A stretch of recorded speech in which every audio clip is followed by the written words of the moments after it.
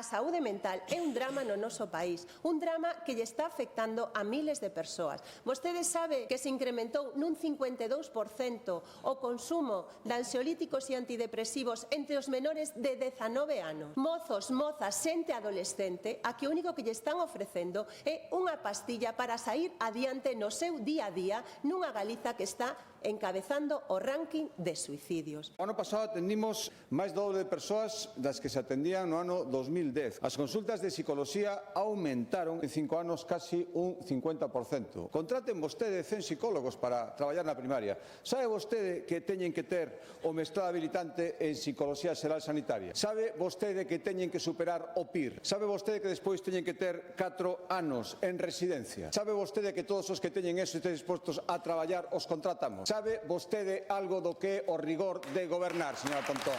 Sabe vostede iso? As súas solucións máxicas.